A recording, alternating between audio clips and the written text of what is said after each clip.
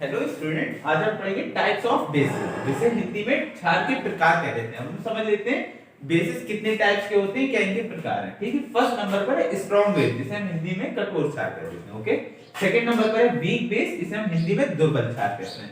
Third number पर है super base, जिसे हम हिंदी में उत्तम क्षार कह देते हैं। फोर्थ है न्यूट्रल बेस, जिसे हिंदी में उदासीन क्षार कह देते हैं। लास्ट है सॉलिड बेस, जिसे हम हिंदी में ठोस क्षार कह देते हैं। अब इन सबकी हम डिटेल और एक्सप्लेनेशन और एग्जांपल्स पढ़ेंगे। ओके, जैसे फर्स्ट है यहाँ पर स्ट्रॉन्ग बेस, जिसे हिंदी में कठोर क्षार कहते हैं। समझ लेते हैं स्ट्रॉन्ग बेस क्या होता है। तो देखिए, स्ट्रॉन्ग बेस ऐसे केमिकल कंपाउंड होते हैं जो क्या करते हैं, एसिड से रिएक्शन जब इनकी होती है। ठीक है, स्ट्रॉन्ग बेस जब एसिड से रिएक्शन करते हैं, कौन से एसिड से रिएक्शन करते हैं? वेरी वीक एसिड, यानी वो एसिड जो बहुत ज्यादा वीक है, ठीक है, बहुत रिएक्टिव नहीं है। जब उनसे इनकी रिएक्शन होती है तो ये स्ट्रॉन्ग बेस क्या करते हैं, एसिड में जो प्रोटॉन्स होते हैं उन्हें ये रिमूव कर देते हैं। ओके, यानी उन्हें एसिड से अलग कर देते हैं। साथ में जैसे ही ये स्ट्रॉन्ग बेस वाटर में डिसॉल्व होते हैं, यानी घुलते हैं, तो ये क्या कर देते हैं, अपने आयंस को डिसोशिएट कर देते हैं या उन्हें अलग अलग कर देते हैं। तो इस टाइप के बेसिस को स्ट्रॉन्ग बेस कहते हैं। ये बहुत रिएक्टिव होते हैं। ओके, इसलिए ये वेरी वीक एसिड में, यानी जो कम वीक एसिड होते हैं या लो जिनकी रिएक्टिविटी होती है, ये उनमें से प्रोटॉन को रिमूव कर देते हैं। ओके, अब हम समझ लेते हैं स्ट्रॉन्ग बेस के एग्जांपल क्या हैं। तो देखिए, इसका एग्जांपल है पोटेशियम हाइड्रोक्साइड, जिसका फार्मूला होता है KOH। ओके, सेकंड इसका एग्जांपल है सोडियम हाइड्रोक्साइड NaOH। ओके, और भी इसके एग्जांपल होंगे, इसलिए लिख दिया गया एक्सेट्रा। अब इसको हम हिंदी में समझ लेते हैं कठोर क्षार क्या होते हैं। ये ऐसे रासायनिक यौगिक क्षार हैं। ठीक है, ये कैसे रासायनिक यौगिक है जिसमें इतनी क्षमता या एबिलिटी होती है कि ये अधिक दुर्बल अम्ल, यानी ऐसे अम्ल जो कम क्रियाशील हैं, इन्हें हम अधिक दुर्बल अम्ल कहते हैं। ठीक है, उनमें से ये प्रोटॉनों को अलग कर देते हैं, यानी जो उनमें प्रोटॉन पाए जाते हैं एसिड में H पॉजिटिव आयन, जैसे आपने पढ़ा हाइड्रोजन आयन, ये उसे क्या कर देते हैं, रिमूव कर देते हैं, उसमें से अलग कर देते हैं। और जैसे ये जल में घुलते हैं या जलते हैं, क्रिया होती है, किनकी क्रिया होती है, कठोर क्षार की, वैसे ही अपने आयनों या आयंस को विभाजित कर देते हैं। ओके, यानी OH जो इसका हाइड्रोक्सी आयन होता है, नेगेटिव आयन, ये उसे डिसोशिएट कर देते हैं या अलग कर देते हैं। इस प्रकार के क्षार को हम कठोर क्षार कह देते हैं। ओके, इनमें इतनी क्षमता होती है कि ये अधिक दुर्बल जो अम्ल होते हैं उनमें से प्रोटॉन को अलग कर देते हैं। ठीक है, अब इनके उदाहरण हैं पोटेशियम हाइड्रोक्साइड, इसका केमिकल फार्मूला है KOH। ओके, सेकंड है सोडियम हाइड्रोक्साइड NaOH आदि।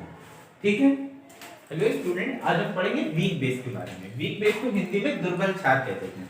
समझ लेते हैं वीक बेस के बारे में। देखिए, वीक बेस ऐसे केमिकल कंपाउंड होते हैं जब वाटर से इनकी रिएक्शन होती है, वाटर में जब ये डिसॉल्व किए जाते हैं, यानी घुला जाता है, तो ये कंप्लीट अपने आयंस में डिसॉल्व नहीं हो पाते हैं, यानी ये आयंस को कंप्लीटली डिवाइड नहीं कर पाते हैं। ठीक है, कब? जब डिसॉल्व इन वाटर, जब इन्हें वाटर में डिसॉल्व किया जाता है। ओके, इन्हें हम कह देते हैं वीक बेस। क्या मीनिंग हो गया? जैसे ही आप वाटर में वीक बेस को डिसॉल्व करेंगे तो ये कंप्लीटली डिसॉल्व नहीं होंगे, यानी अपने आयंस को ब्रेक नहीं करेंगे।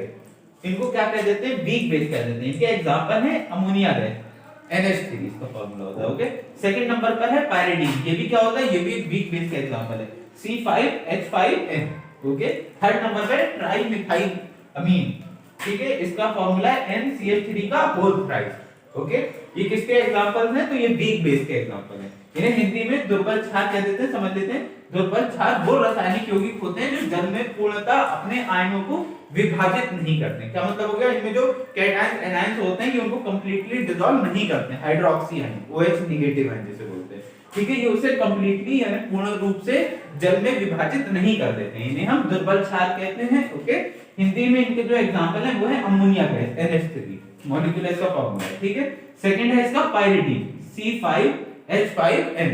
थर्ड और लास्ट इसका एग्जांपल है वो है ट्राइमिथाइलीन, ठीक है, इसका फार्मूला है NCH3 का होल थ्राइस। तो इनके बारे में हमने पढ़ा दुर्बल क्षार, ठीक है, जिसे इंग्लिश में हमने पढ़ा वीक बेस। वो बेस होते हैं जो वाटर में डिसॉल्व होने पे अपने आयंस को डिसोशिएट नहीं करते, यानी आयंस को कंप्लीटली डिवाइड नहीं करते। हिंदी में आपने इनको समझा रासायनिक दुर्बल क्षार वो रासायनिक यौगिक होते हैं जो जल में पूर्ण रूप से अपने आयनों को विभाजित नहीं करते, यानी अपने आयंस को बिल्कुल से अलग नहीं करते हैं, डिसोशिएट नहीं करते हैं। इन्हें हम हिंदी में दुर्बल क्षार कह देते हैं। ओके, हेलो स्टूडेंट, आज हम पढ़ेंगे सुपर बेस के बारे में। सुपर बेस को हिंदी में दुर्बल क्षार कह देते हैं। और समझ लेते हैं सुपर बेस के बारे में कि क्या होते हैं, इनकी प्रोसेस के बारे में। देखिए, सुपर बेस ऐसे केमिकल कंपाउंड होते हैं जो एल्कली मेटल्स के मिक्सचर से बनते हैं। ओके, इसमें एल्कली मेटल का मिक्सचर का यूज किया जाता है, तब इनका फॉर्मेशन होता है। दूसरी बात, ये टेस्ट में कड़वे होते हैं। Okay, their taste is bitter.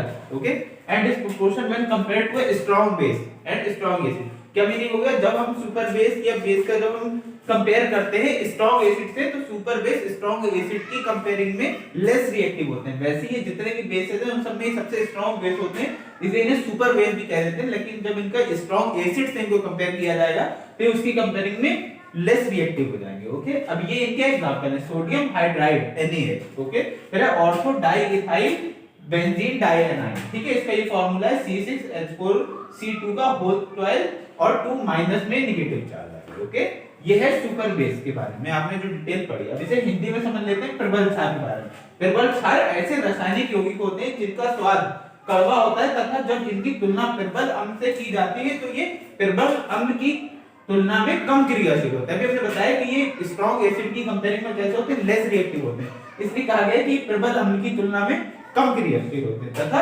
ये एल्कली धातु या एल्कली मेटल के मिश्रण या मिक्सचर से बनते हैं। एल्कली धातु कौन सी होती है, हाइड्रोजन के अलावा जो बचती है सोडियम, लिथियम, बेरिलियम। ठीक है, इनके मिक्सचर से ये बनते हैं प्रबल क्षार।